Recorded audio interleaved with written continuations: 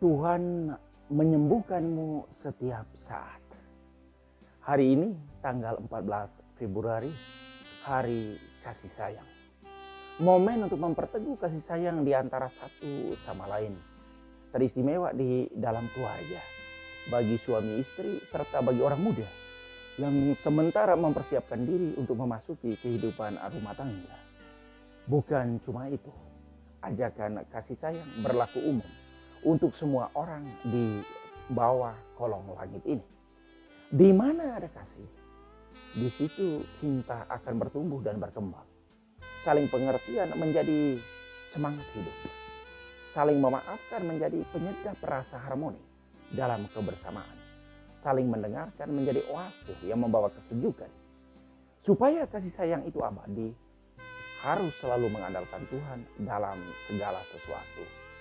Di hari kasih sayang ini bertepatan dengan bacaan liturgi gereja tentang Yesus menyembuhkan orang kusta karena iman dan kepercayaan orang itu.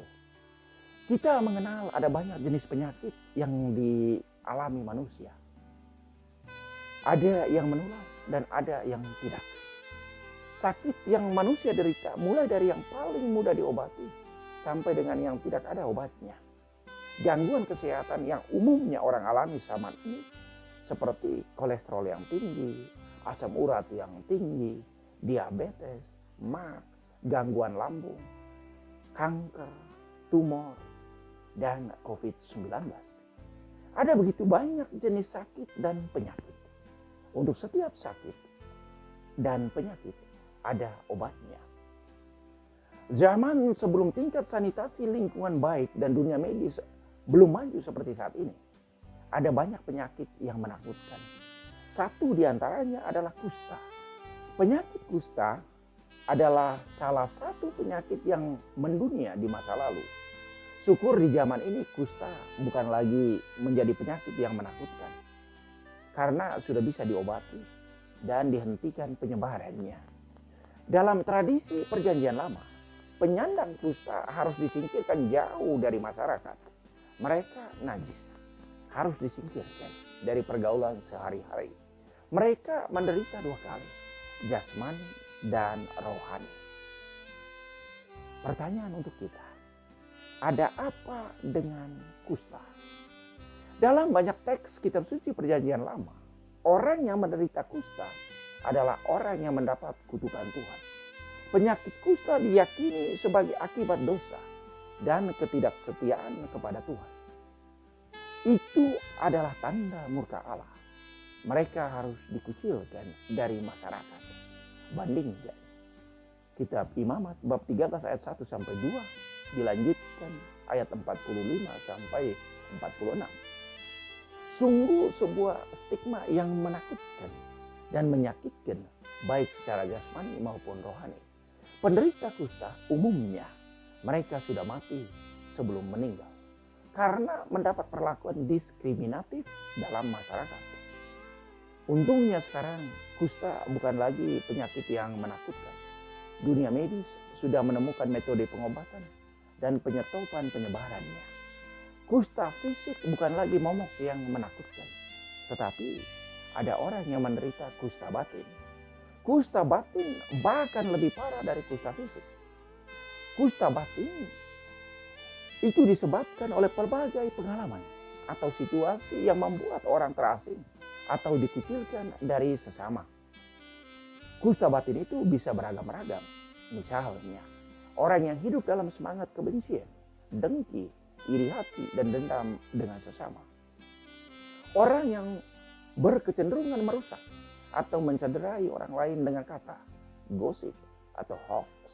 Atau juga mereka yang mengasingkan dirinya dari gereja, dari lingkungannya, serta dari kegiatan bersama baik dalam keluarga maupun dalam masyarakat. Mudah-mudahan kita bebas dari kontaminasi bakteri kusta batin.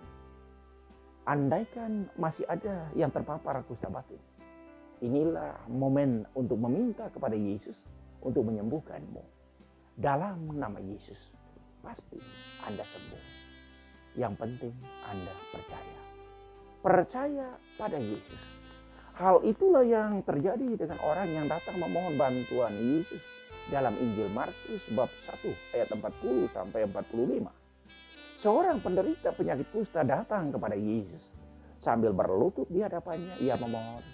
Katanya, kalau engkau mau, engkau dapat menahirkan aku. Lalu tergeraklah dia untuk membantu orang itu.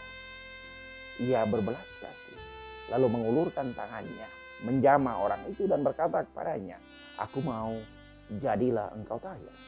Seketika itu juga orang itu tahir dan lenyaplah penyakit kustanya. Setiap orang yang percaya selalu merindukan pertolongan Tuhan. Orang mau supaya mujizat terjadi untuk dirinya. Misalnya orang yang sakit keras, sakit menahun, atau yang menderita sakit akut, mau supaya ada mujizat agar ia sembuh. Yang miskin mau supaya ada mujizat agar ia menjadi kaya. Yang tidak mendapat pekerjaan mau supaya dapat pekerjaan. Yang tidak mempunyai keturunan mau supaya mendapat keturunan. Yang bekerja mau supaya pekerjaannya menjadi semakin baik. Ada banyak kerinduan hati dalam kehidupan setiap hari. Yesus tidak pernah berhenti membuat mujizat setiap hari. Ia tidak pernah beristirahat untuk menyembuhkan kita. Ia selalu siap untuk menolong siapa saja yang dengan tulus datang kepadanya. Yesus yang kita imani tetap sama. Baik kemarin, hari ini, dan sampai selama-lamanya. Ia tidak berubah. Yesus itulah satu-satunya penolong yang setia. Ajakan moral dari Santo Paulus. Paulus dengan gaya persuasifnya mengajak kita untuk selalu melakukan segala sesuatu demi kemuliaan Allah.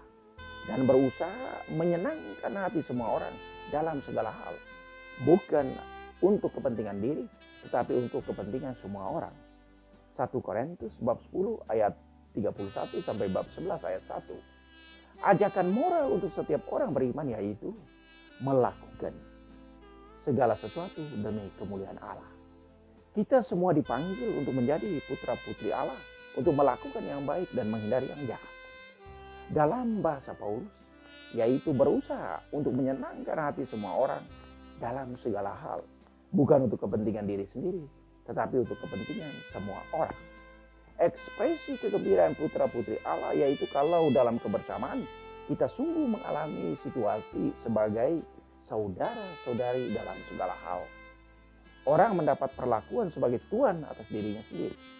Apapun yang kita alami, Tuhan dapat menyembuhkannya. Yang perlu kita lakukan yaitu datang kepadanya serta memohon pertolongannya. Bagi Tuhan tidak ada yang mustahil. Yesus adalah penyembuh kusta batin kita. Tuhan memberkati.